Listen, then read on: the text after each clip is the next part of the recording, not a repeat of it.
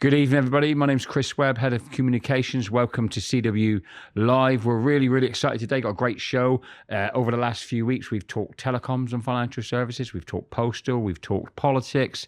In the coming weeks, we've got our young workers on. We've got our tech workers on.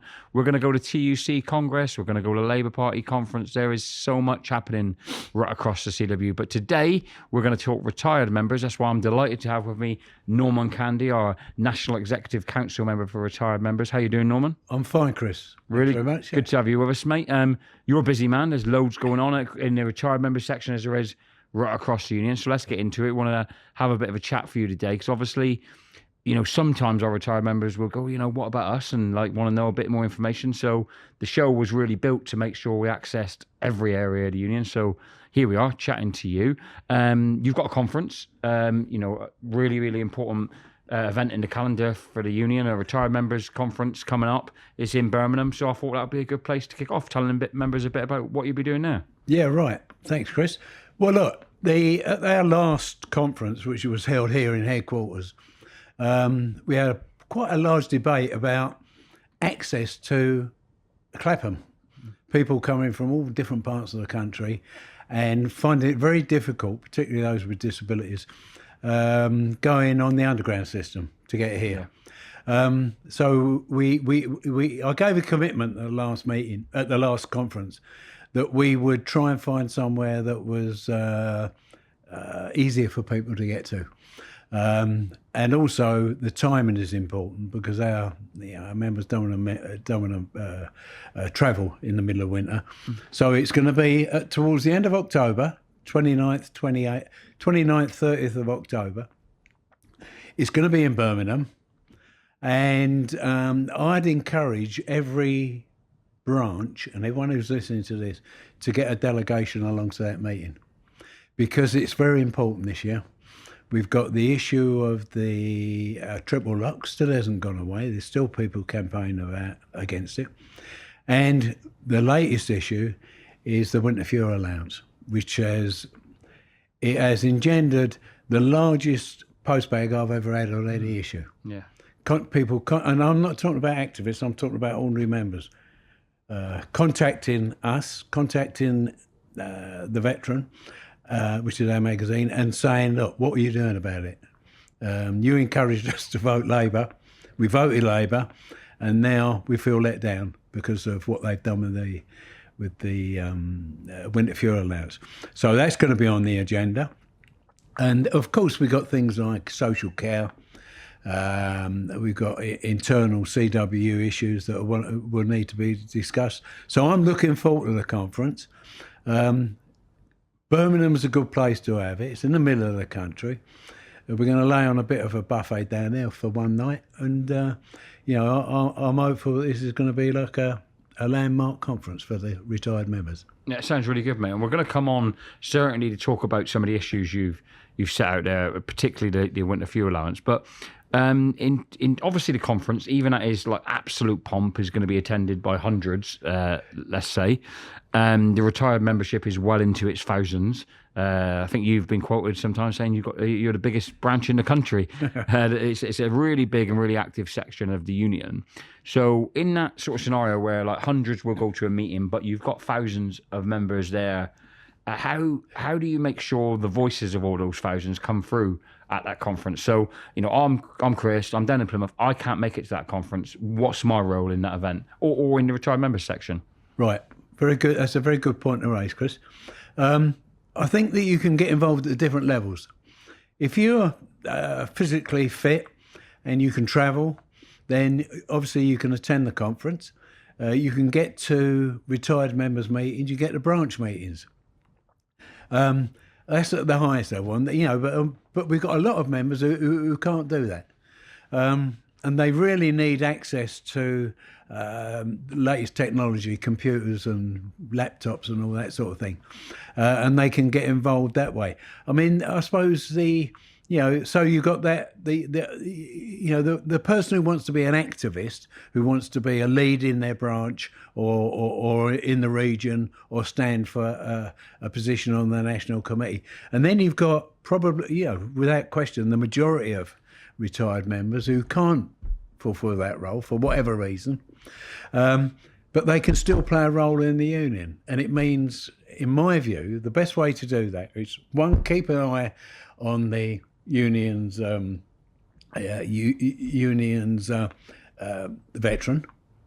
the information that they get, magazine that they get in there. Facebook page is very important. That is updated by me every day with articles that I get from the national press. You know, 3 or 4 articles. I don't censor them. I don't pick them. Whatever's there, I put on. Put on the Facebook page, and it also goes on the website as well. So you can keep in touch that way. But the other way is, try and get, if you can, try and get along to your local branch meeting. Even if it means contacting your branch and saying, can someone pick me up?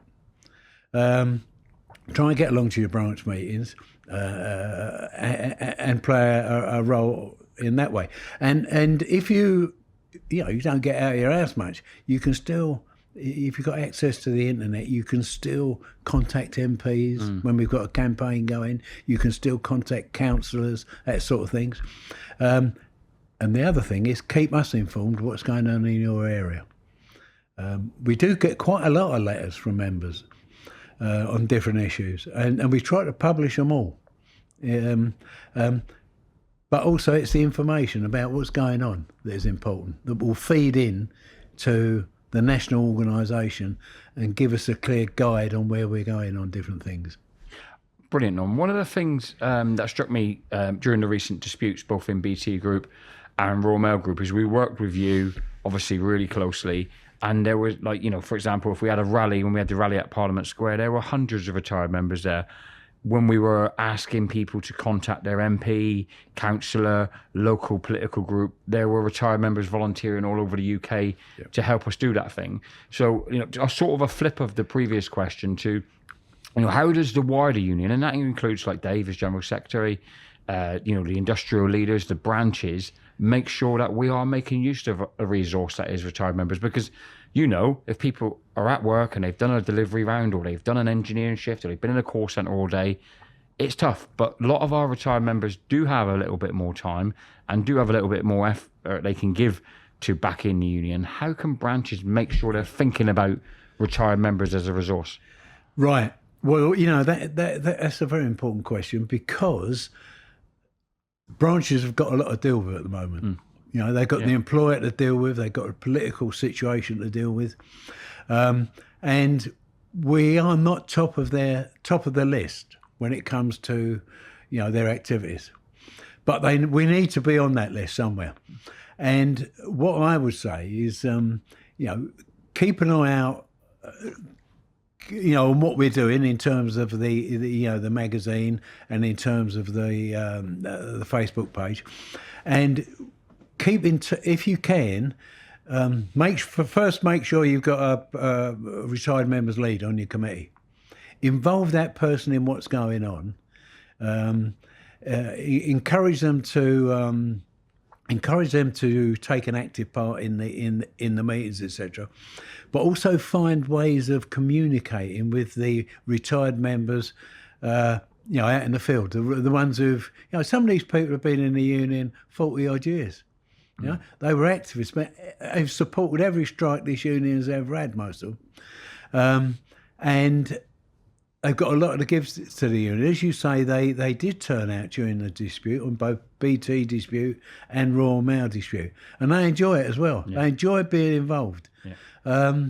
As I say, I know branches have got a lot of work on at the moment, but it is important that they keep in touch with the retired members, maybe with a newsletter.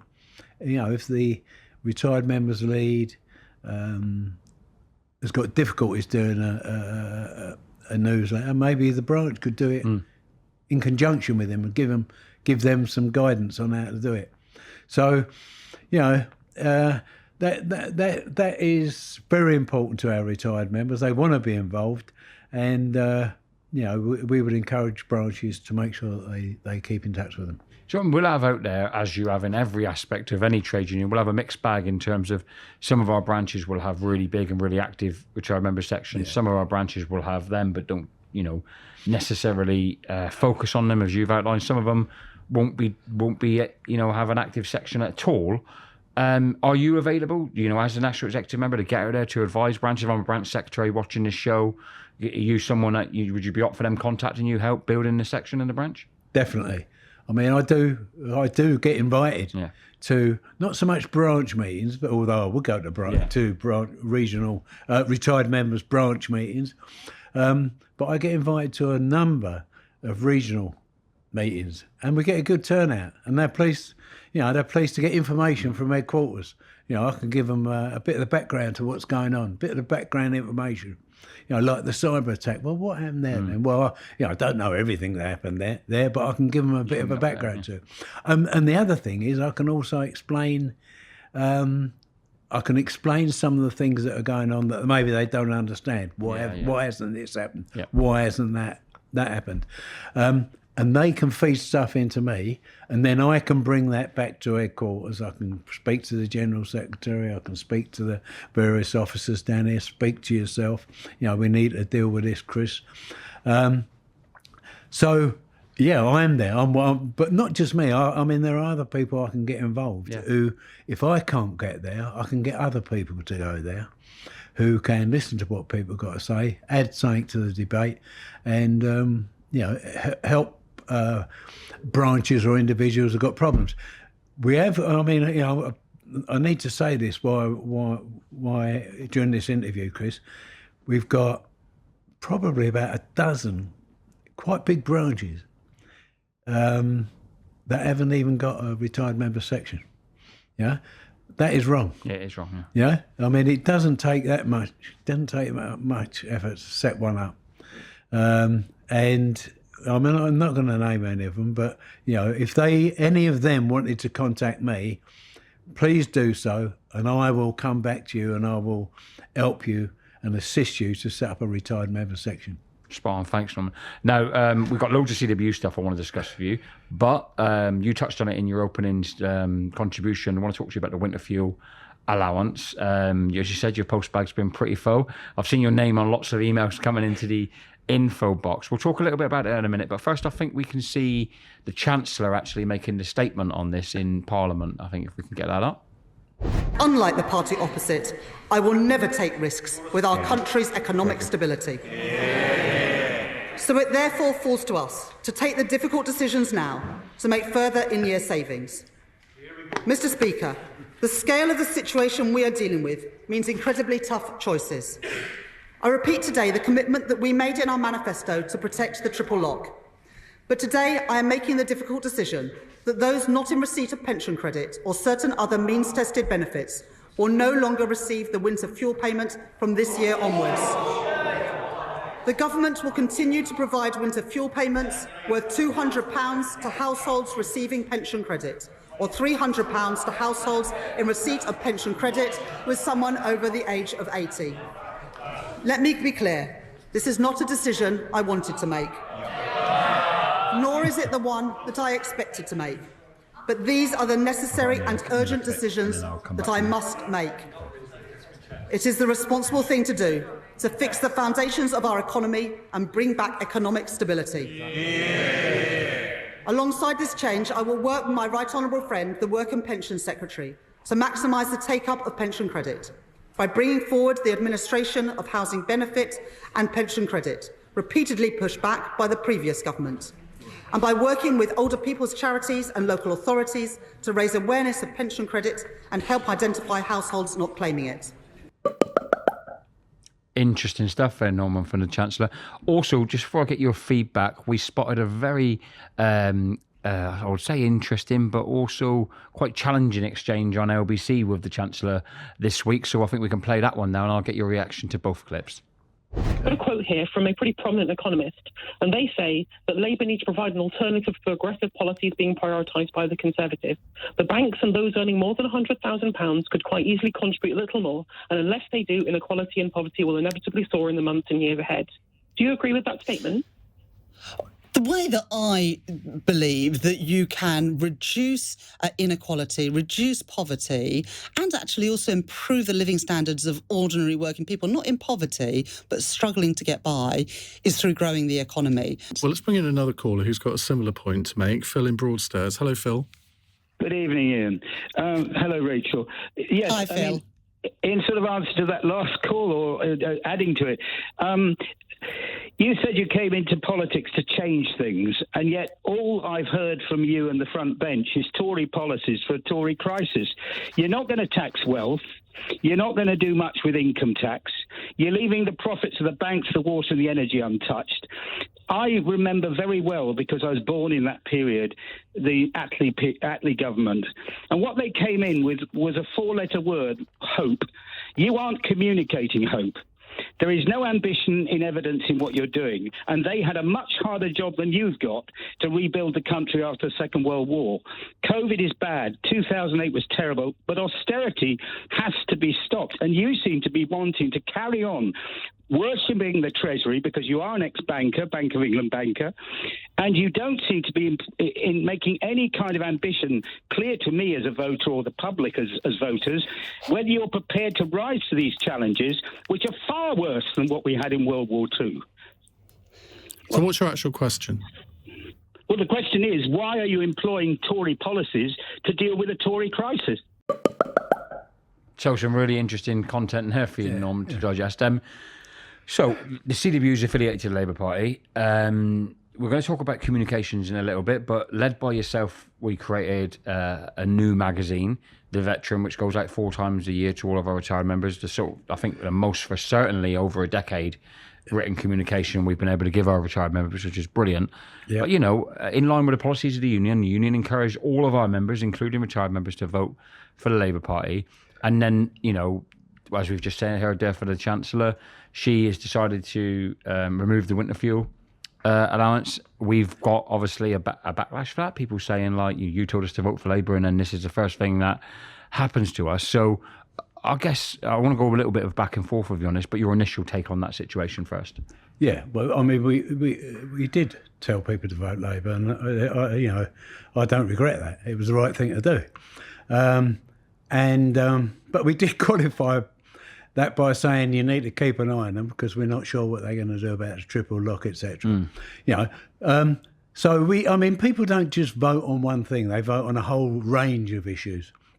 And our retired members, no doubt, will be voting not just about how the Labour government affects them, but how it affects their families, their friends, their communities, etc. So yes, we did recommend people voting Labour. And it's very unfortunate that they have come up with this particular policy, because personally I don't think there's any need for it whatsoever. It raises a very small amount of money that could be raised, if necessarily, by a progressive income tax increase. Those who earn more, whether you're a pensioner, if you're a pensioner earning a lot of money, pay some more tax. But if you're an ordinary a business person or whatever, and you earn a lot of money, you should also pay more tax, not just one section making this contribution. So it doesn't make any sense. And it will. I mean, most of our members will be affected by this in one way or another. And I can understand fully why they are upset about it. And we're not going to take that line down. We're going to campaign in the right way to try and persuade the Labour Party, try and persuade the Chancellor to reverse that, and think again about how they can raise this money that they say they need to. But there's another reason. The Labour Party another reason why Labour shouldn't have done this. In my view, they shot themselves in the foot. This has been the first election for many, many years, or many, many general elections, where the majority of retired people have voted Labour. Previously, and you can look at the figures, and you can look at the information. People start moving away from Labour around the age of 50, right? And there's the older they get, the more likely they are not to vote Labour. this was the first election where the majority of elderly people voted Labour, because they were faced with a disastrous Conservative Party that had run the country into the ground, right? And so they got retired people on side. They're now going to lose that if they're not careful. If this goes ahead, it's going to do a lot to damage them. So as far as we're concerned, and the Retired Members Committee discussed this at a meeting earlier today, we're going to be campaigning against Labour's policy and trying to get them to reverse it. We're going to campaign in our communities, and we're going to contact the Labour Party at the highest level and Labour MPs and try and push them in the right direction. We got thanks, Norman. We got obviously TUC Congress coming up, which I'm sure this issue will be heavily debated. I spoke to a journalist a couple of days ago who was asking for a background briefing on the Labour Party conference, and he was saying that he'd spoken to a number of unions who said they're planning to raise this issue at the Labour Party conference on the floor in terms of emergency motions and other mechanisms. Your role, if you like, in the union, are you looking to be sort of like, I don't want to use the word pressure, I mean lobbying, working with Dave Ward, Tony Kearns and others to make sure that, when they get opportunities in the media or at these conferences, they are pushing this subject? Yeah, we will be doing that. Yeah, I know Dave is and Tony are obviously sympathetic to what I've said previously. Yeah, of course. And we will. I mean, the TUC has been very quiet about it, which is disappointing. Individual unions have, come out in opposition to it. I'm pleased what you said there, that it's going to come up at the TUC conference. Hopefully it'll come at a Labour Party conference as well. And we will be supporting, other unions and joining with other unions and encouraging and supporting Dave and Tony in their endeavours to get this policy changed. I guess, obviously it's clear that the CWU oppose this policy. I want to move on to other subjects, but I want to give you the chance really to make that clear, because obviously we'll clip this show up in smaller sections. Is this something that the CWU is absolutely opposed to? I guess you in your role as retired members representative is opposed to, and are going to fight to do everything we can to reverse. Absolutely, we're absolutely opposed to it, and we're pulling out all the stops. It is difficult to, particularly this time of the year, when to get a campaign going. But we are in the process of doing that. We're in the process of contacting other unions. We're in the process of contacting our members and MPs, and we're 100% opposed to this. Can I just say one thing though, Chris? Yeah. The Daily Mail, GB News, and Talk TV have been pushing this line that the Labour government have taken away the winter fuel allowance from pensioners so that they can pay teachers, train drivers, civil servants. It's rubbish, absolute rubbish. It's not one or the other, it's both. Those people deserve pay rises. I mean, some of them have their pay rises for 5 years. In other words, they've had a pay cut. This is all down to the Conservative government. And for papers like the Daily Mail to jump on that bandwagon and try and divide people, it's got to be seen through by pensioners and that. Our argument is not against other trade unions or other workers.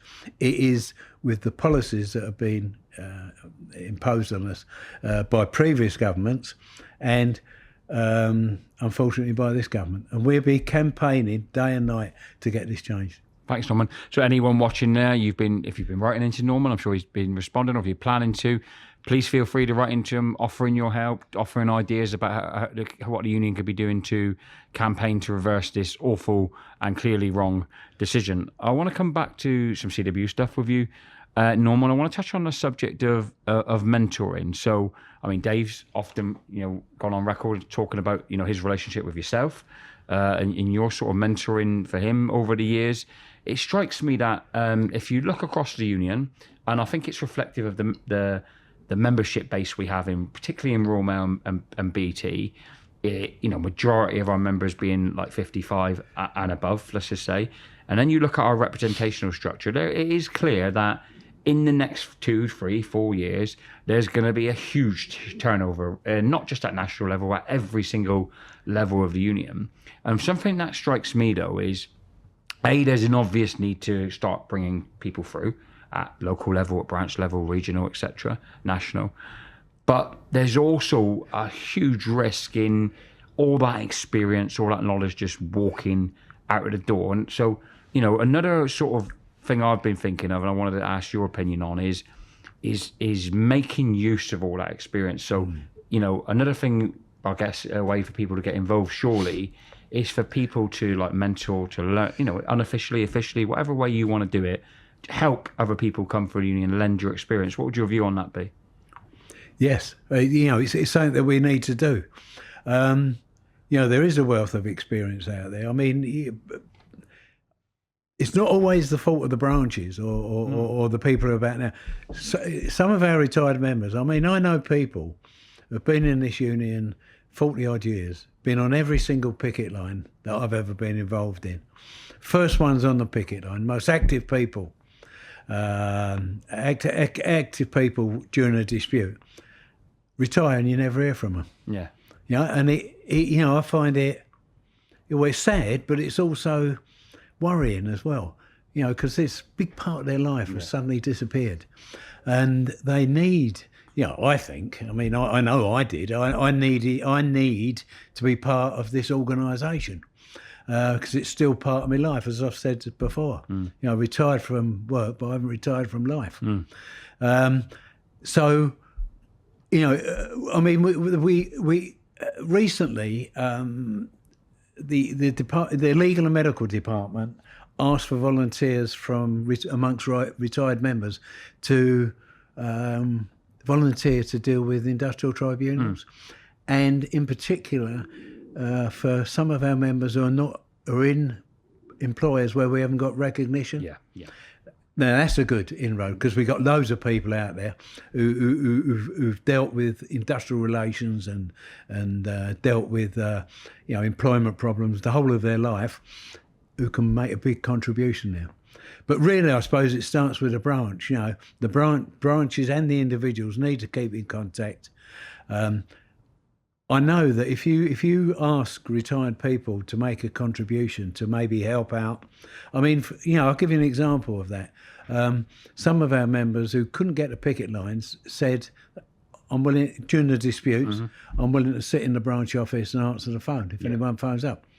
All these sort of things add to the strength of this union.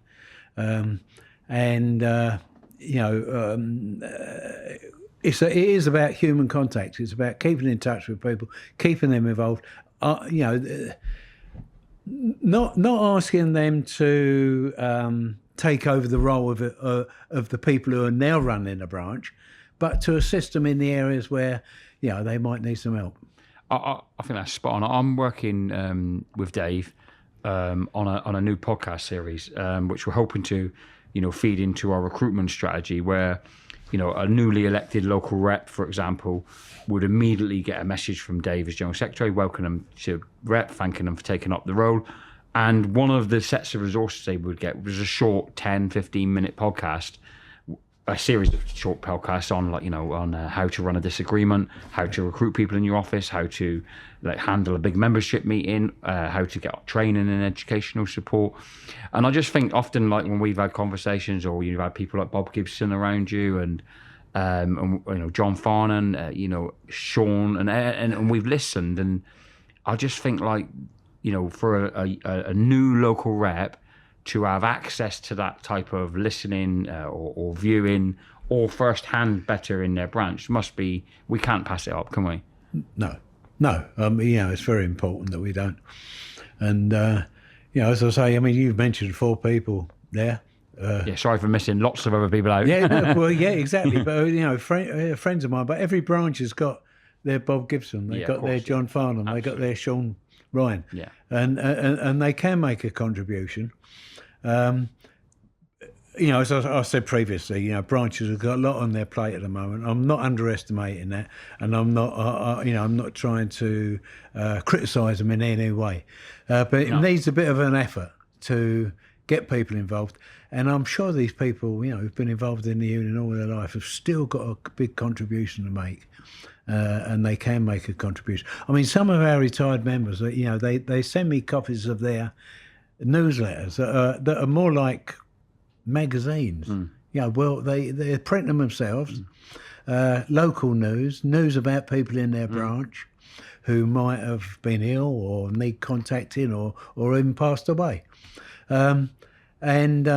So I know there's a lot of talent out there. There's a lot of talent out there. We've got to grab hold of that, keep hold of it, and use it for the benefit of everyone. Thanks, Norm. I want to talk, last couple of bits actually. I want to talk about communications. Obviously, something picked up by both of us in reality. But so let's go through, first of all, what we have available. So we have 4 times a year, every member gets the Veteran, which is a retired member's publication, directly to their home. We've increased the frequency of that. We've increased the size of it, with your input. We have, as you said earlier on, the National Retired Members Facebook page. We have the website.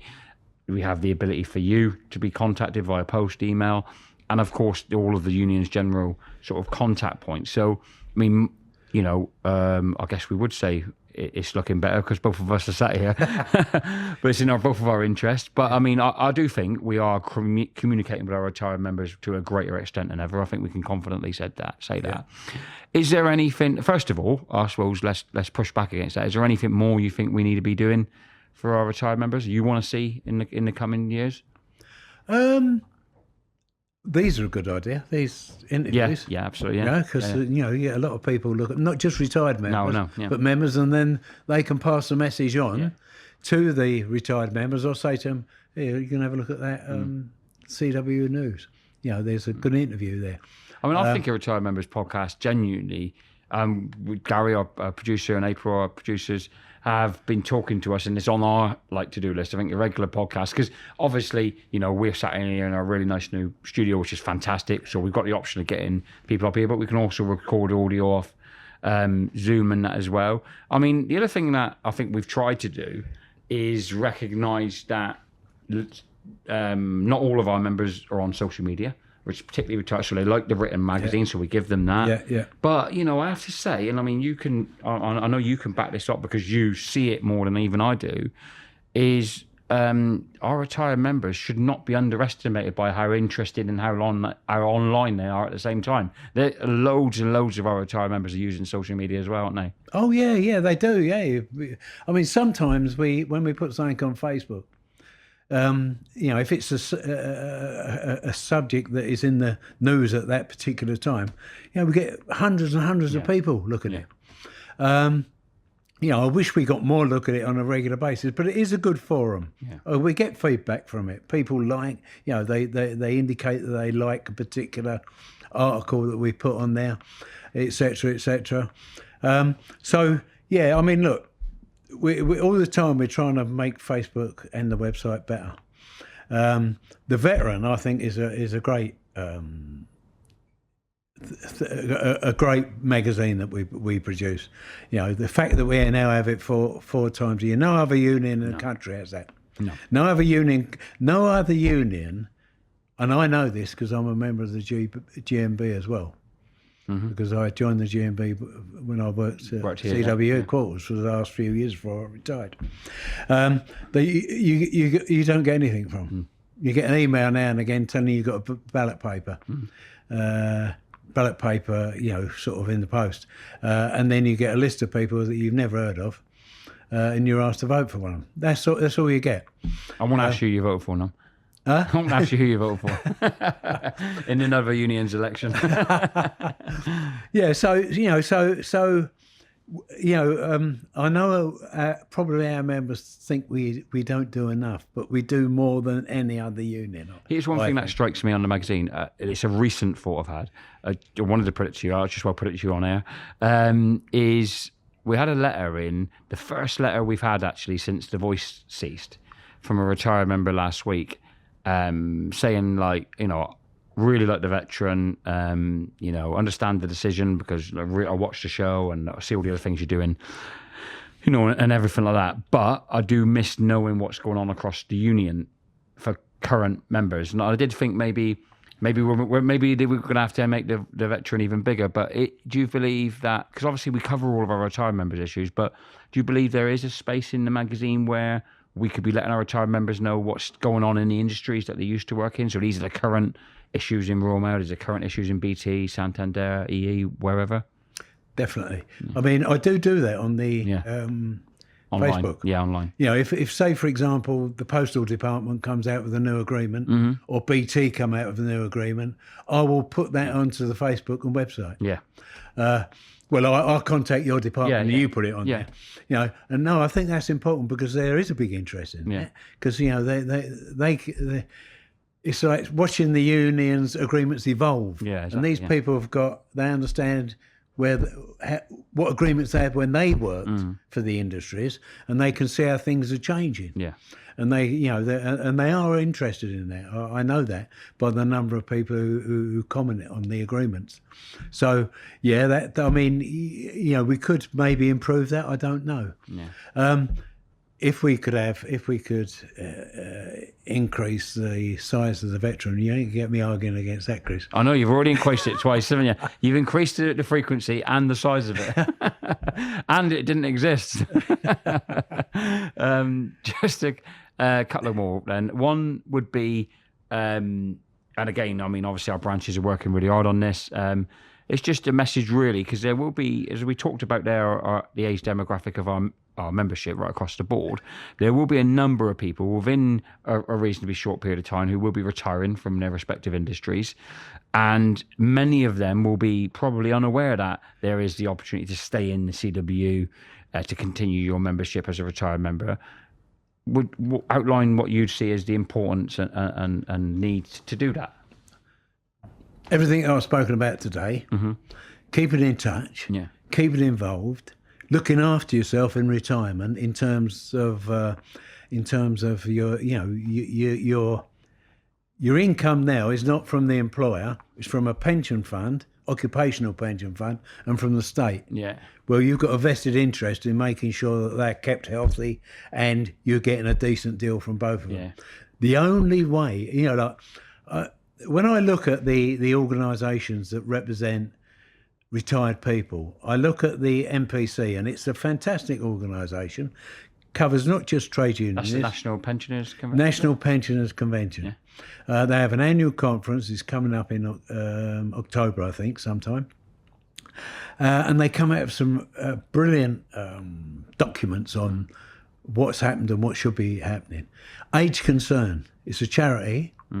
And they come up with some brilliant stuff. They've got a petition at the moment asking people to sign to oppose the changes to the winter fuel allowance. I think 400,000 people have signed it so far, a lot of people.